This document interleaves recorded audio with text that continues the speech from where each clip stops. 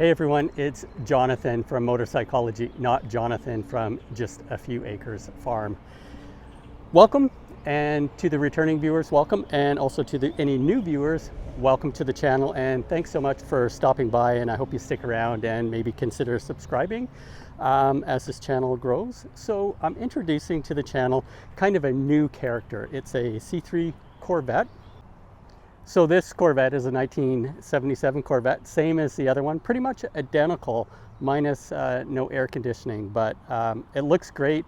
It's not ran for several months. It's been in winter storage. So I'm gonna go take it out of storage, crank this thing up and see if it gets started and maybe take it out for a local ride around here. So hopefully you find these videos useful, and if not, at least entertaining. So let's dive into this one and see how it goes.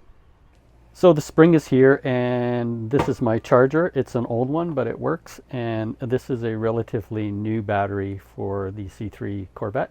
So it's been out of the vehicle all winter, and I'm going to just give it a charge over the next 24 hours before I try and do the cold start. So I'm just going to set that up. Most Corvette batteries have side terminals, so in order to charge it, because I don't have the side terminal things, I'm going to use this here and just screw them in.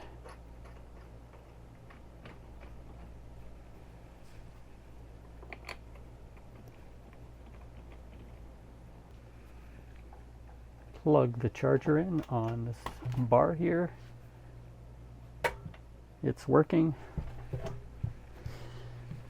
This is the positive side. I'm going to connect the positive up to there and the negative up to there and down here. So I'm mainly looking at here. It's going to gradually move that way when it's charged.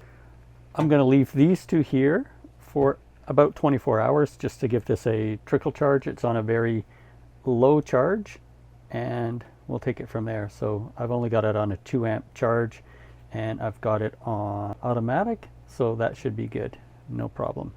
And I've used this for several years. It's great for recharging car batteries and getting them ready to go. So it's been a couple days. I'm going to take this off, and this should be charged and ready to go for the cold start.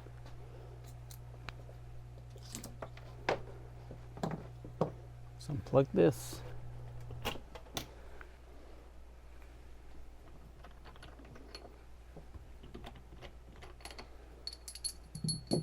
Well, after a reasonable winter, we're going to put that battery in here that we just recharged, and I'm going to start this up for the first time after several months of sitting in here throughout the winter.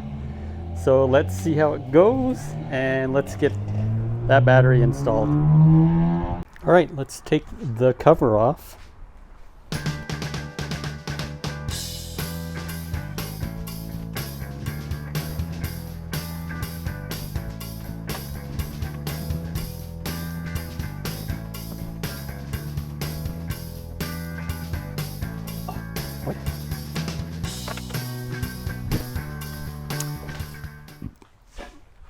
Get the battery in here.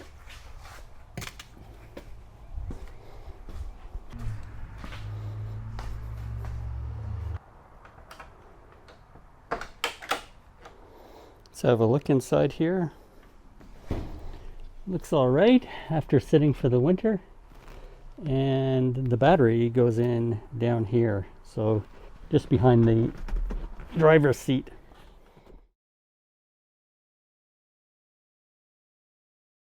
Oh, there's the antenna. Stick that on. So the battery goes in this area down here. That's where the battery is, battery compartment. Just going to get that set up and hooked up. So the battery is installed as far as hooking it up. It just needs to be placed back in this box here, which is pretty simple. You just tilt it. Fired it in, and there's a battery clip down below in here at the back, and I'm going to get around to doing that, probably off camera. So this thing comes back, and that is where your battery is stored at, in here. So I'm inside the Corvette now, got the battery installed. I'm going to pop the hood so you guys can see the engine crank over, and we're going to try and get this thing started. So it's the first time since, I don't know, October last year, I guess, would be a good benchmark for that. So let's get this thing going. So from a driver point of view, the hood release is this thing way down here on the left. I'm going to pop that here. Put that back in, and then that just kind of pops the hinges on the hood.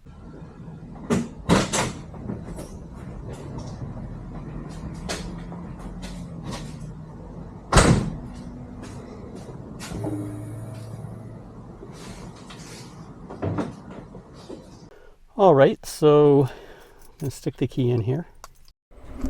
I'm just showing the original ignition key here. It's totally worn out like an old coin, and this is from 1977, so it's pretty old. And the same is true for the door and the little compartments in the back. It's the original key. I also have the other two original keys with this as well, which aren't quite as worn out. Anyway, stick that in. This steering wheel is a tilt steering wheel, which has tilt mechanisms there, and it's also telescopic, which you can turn this thing and then the steering wheel will come out. So it's pretty innovative for the day, I guess.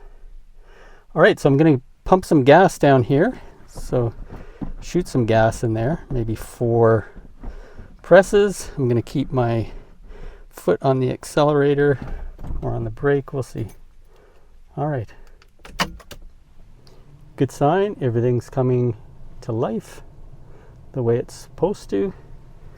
And let's see what happens.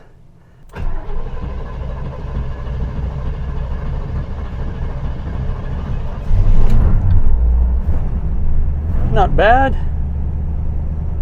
Not bad for such a brake. It's already idling by itself, so that is pretty impressive.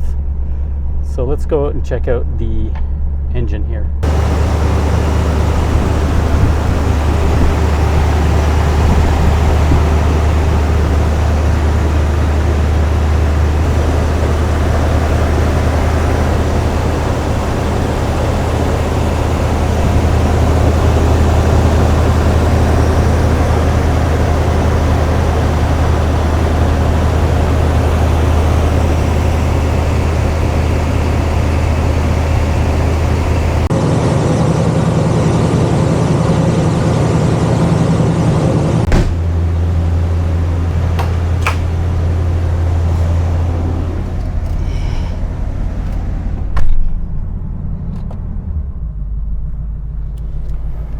These cars always feel pretty amazing when you put them in gear. You can feel the clunk and the whole back end kind of sits down.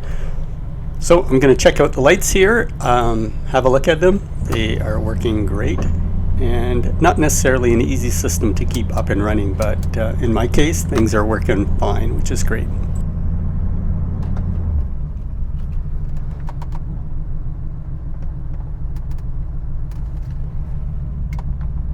I always like to put down some sort of absorbent material, and in this case it's PET training pads, but it's pretty absorbent and takes care of the oil and any other fluid leaks. So these cars are old and they do weep some sort of oil or coolant or something like that, and this car is buttoned up pretty tight and there's still some sort of fluid underneath, so I'll be looking into that a little bit further on.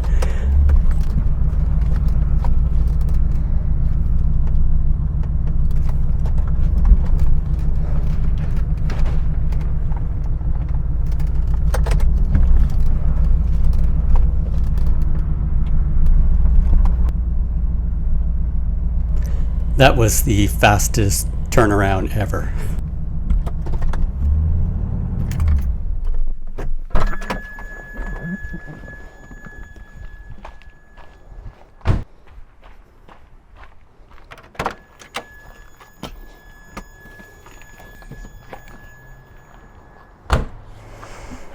This is one of the dust cleaners that I have. It looks like a mop head kind of, and it's got these long cotton kind of threads on it.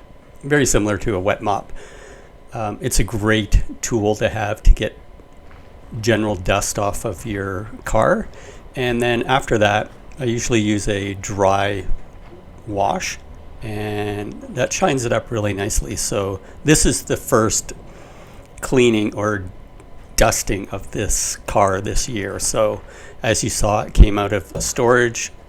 It had a car cover over it, so this is just a good way to get any dust off of it. After I'm done doing this, I'm going to go and put on the dry wash and just clean it up, and that gives it a really nice shine, ready to take it out on the road. That's what I'm using. It's called Dry Shine. Waterless Wash and Wax by Dry Shine. It's like the first nice Saturday of the year. So this is just a quick way to shine it up. This product smells amazing.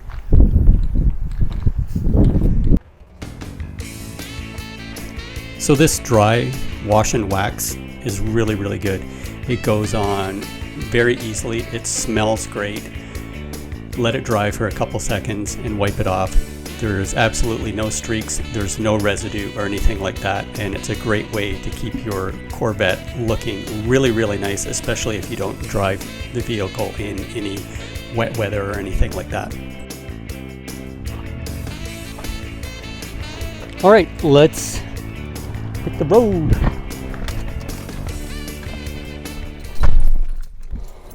Watch how the back end drops when you put it in gear. You can definitely feel that as a driver.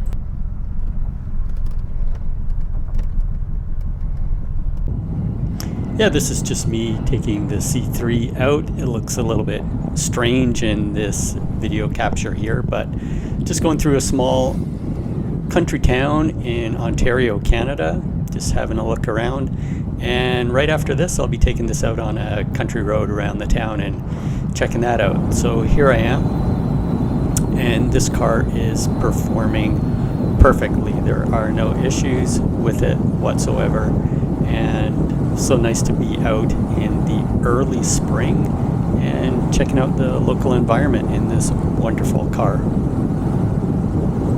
Hey, it's me, Jonathan. I'm just taking this car out of storage right now, taking it out for the first drive of the year. It seems to be working great, and I've been going anywhere between 55 miles an hour, and I just pushed it up to 80 just to see how it was going, but everything's good. I'm all in blue, and I hope that you guys are enjoying this video.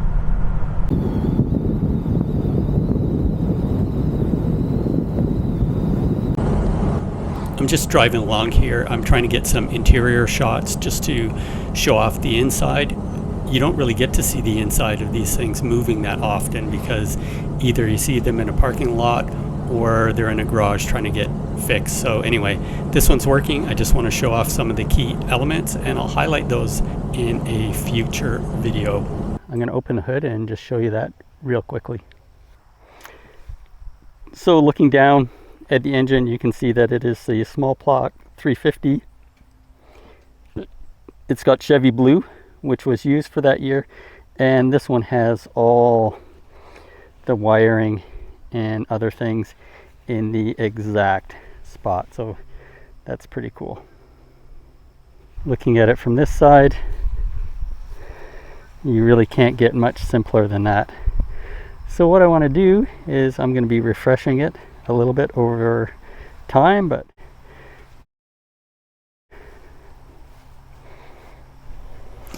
I'm just going to step back for a little bit, and I'm doing a video tour, I guess, of this C3 Corvette in this environment, and then I've got another one coming up right after this, which you can see a little bit more of this Corvette and hear the cool sound of the engine and the exhaust and making that mid-70s kind of cool rumble. And here we go. So I'm going to do a walk around on this, highlight some of the areas, and show you this car a little bit more.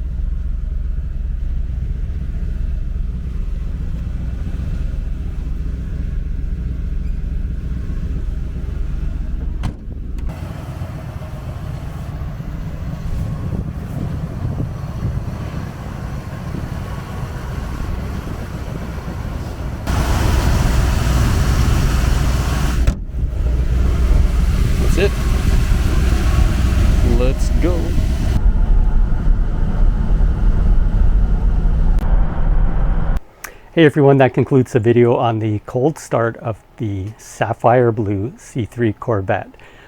What I tried to do in this video is obviously show you the cold start preparation, a little bit of the interior of that C3 Corvette, a little bit of the exterior, and then we took it out for a short country drive. So that's the beginning of the adventure with this C3 sapphire blue Corvette on this channel, and I've got lots of interesting projects lined up for that, like engine bay cleanout, wiper bay restoration, some interior restoration, some electrical stuff, and just getting that Corvette just a little bit nicer looking than what it already looks like. So thanks so much for being here. Consider subscribing if you want, and other than that, we'll see you right back here next time.